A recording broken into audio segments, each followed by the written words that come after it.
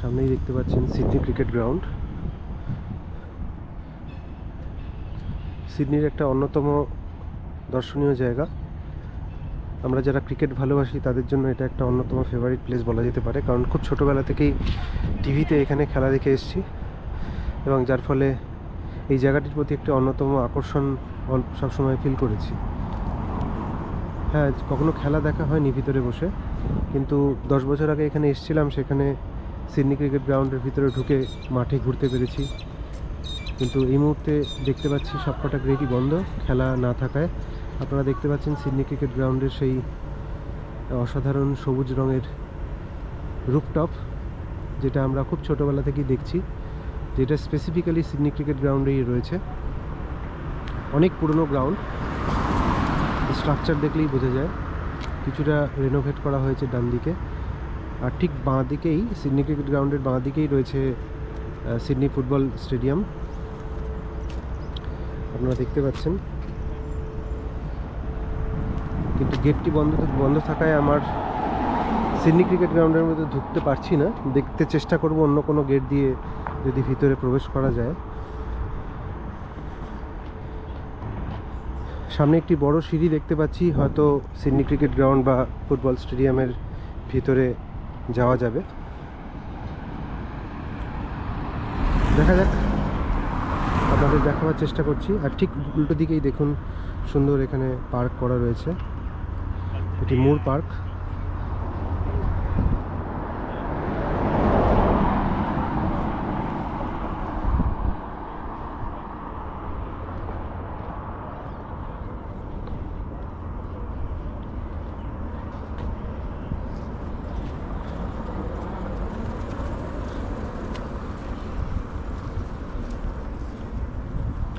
আজকে বেশ সুন্দর ওয়েদার, কিন্তু বেশ গরম মনে হচ্ছে, কারণ রোদের বেশ তাপ রয়েছে। কালকে মেঘলা ছিল, যার ফলে কালকে অতটা অসুবিধা হয়নি। এখন জ্যাকেট পরে বেশ গরমই লাগছে।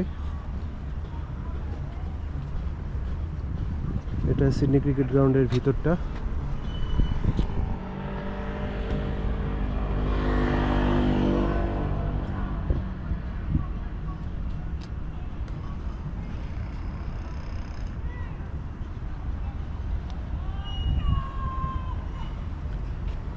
চলুন যাওয়া যাক। সামনে একটা বড় গেট দেখতে পাচ্ছি, চেষ্টা করি ভিতরে প্রবেশ করার।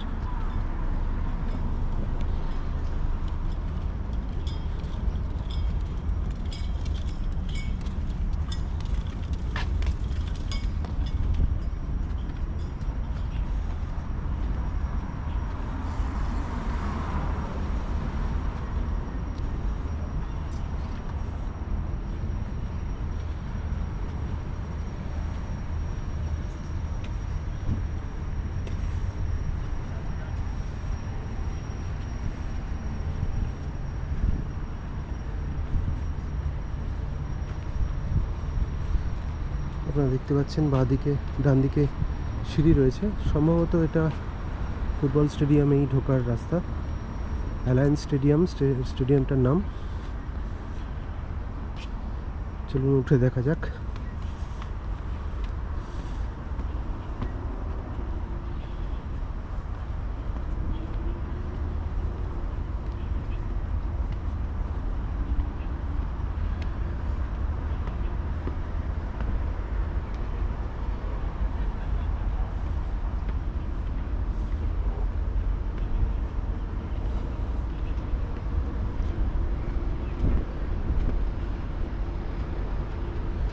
না, দুটো স্টেডিয়ামকে সেপারেট করে দেওয়া হয়েছে মাঝের এই ব্যারিকেড দিয়ে,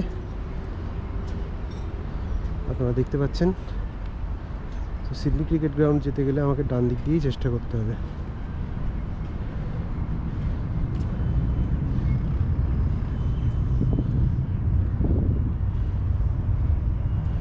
এটা স্টেডিয়ামের ভিতর দিকে।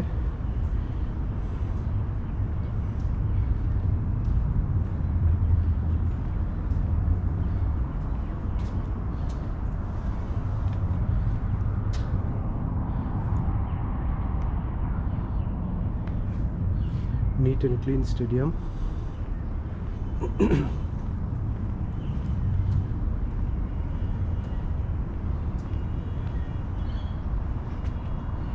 চারিদিকে সবুজের সমারোহ আপনারা দেখতে পাচ্ছেন, সুন্দর গ্রিনারি।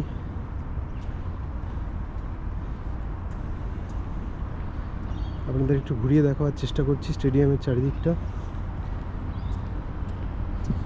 এটা অ্যালায়েন্স স্টেডিয়াম সিডনি ক্রিকেট গ্রাউন্ডের ঠিক ডান পাশে আছে।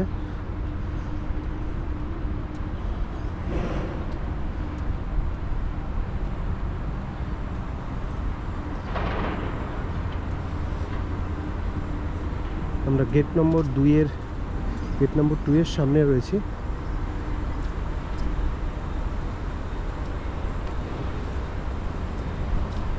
এই মুহূর্তে আপনাদের দেখাচ্ছি সিডনির অ্যালায়েন্স স্টেডিয়াম, যেটাকে সিডনি ফুটবল স্টেডিয়ামও এখানে বলা হয়।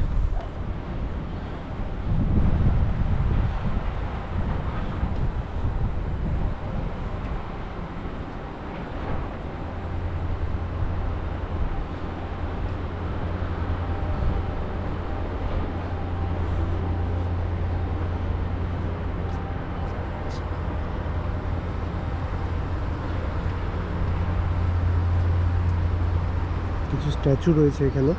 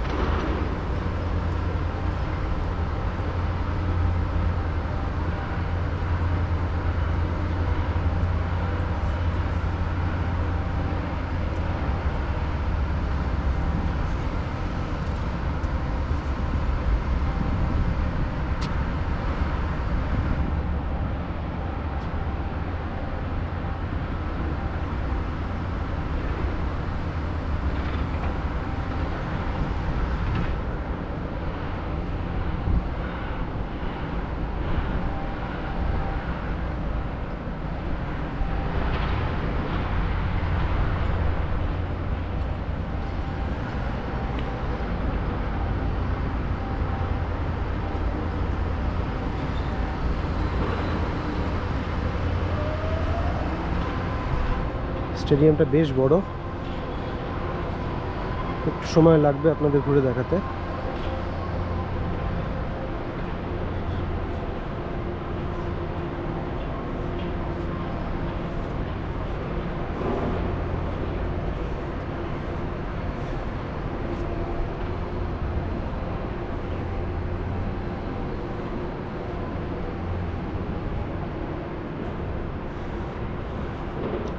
এখানে একটা সুপার স্টোর করা রয়েছে, হয়তো ফুটবল ফ্যানরা এখান থেকে তাদের প্রিয় জার্সি, ফুটবল এগুলো কিনতে পারে।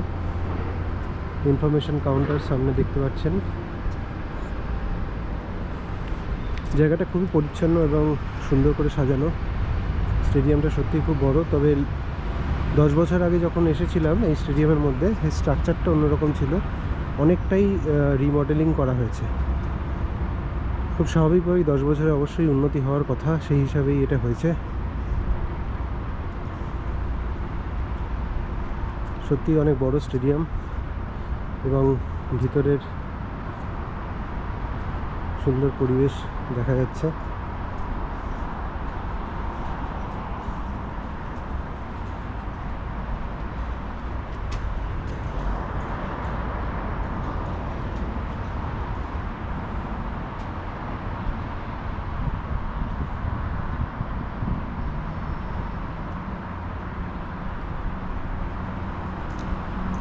তো এইভাবেই আমি যদি স্টেডিয়ামের চারিদিকে ঘুরি, এভাবেই দেখতে পাবো। তো এই স্টেডিয়ামটা এই অবধি আমি শ্যুট করলাম। এখানে বড় করে লেখা রয়েছে অ্যালায়েন্স স্টেডিয়াম।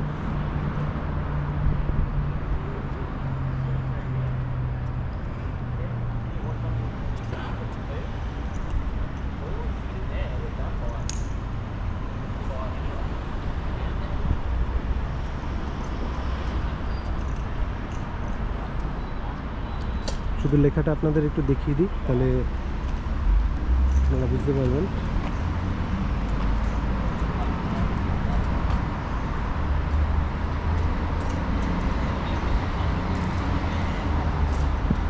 এটাই হচ্ছে সিডনির alliance stadium, Sydney football stadium, যেটা আপনাদের এতক্ষণ ধরে ভিডিও করে আমি দেখালাম।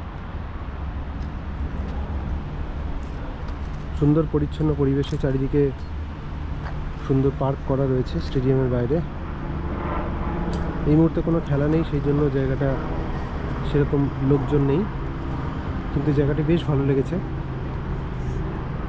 তো আপনাদের আরও ভিডিও আমি আপলোড করে দেখাবো। এই স্টেডিয়ামের ভিডিওটা আপলোড করলাম। যদি আমার ইনফরমেশনগুলো আপনাদের ভালো লেগে থাকে তাহলে অবশ্যই শেয়ার করবেন। তবে শেষে আরেকবার বলে দিই, এই স্টেডিয়ামে কীভাবে আসবেন। যে শহরের সিডনি শহরের যেখানেই আপনি থাকুন না কেন, সেখান থেকে আপনাকে মুর পার্ক আসতে হবে। মুর পার্ক এসে আপনার ওয়াকিং ডিস্টেন্সেই পেয়ে যাবেন সিডনি ক্রিকেট গ্রাউন্ড এবং সিডনি অ্যালায়েন্স স্টেডিয়াম। এখানে আমি যেখানে আছি সেখানে হচ্ছে সারে হিলস। সেই সারে হিলস থেকে আমি ট্রামে করে মুর পার্ক এসেছিলাম এবং মুর পার্ক থেকে ওয়াকিং ডিস্টেন্স 5 মিনিট হেঁটেই আমি পৌঁছে গেছি এই স্টেডিয়ামে। আপনারা যদি সার্কুলার এরিয়াতে থাকেন, সিডনি মেন সিটিতে থাকেন, ওখান থেকেও আমি ট্রাম আসতে দেখেছি মুর পার্কে। তো আপনাদের কোনো অসুবিধা হওয়ার কথা না যদি আপনারা এই স্টেডিয়ামটা দেখতে চান। সবশেষে বলি, যদি আমার ভিডিও ভালো লেগে থাকে তাহলে অবশ্যই সাবস্ক্রাইব করবেন আমার চ্যানেলটি, এবং আপনারা সাবস্ক্রিপশন নিলে আমার কিছুটা আমি উৎসাহিত হব নতুন নতুন ভিডিও আপলোড করার, এবং আপনাদের আরও ভালো ভিডিও উপহার দেওয়ার চেষ্টা করব। এখানেই ভিডিওটা শেষ করছি।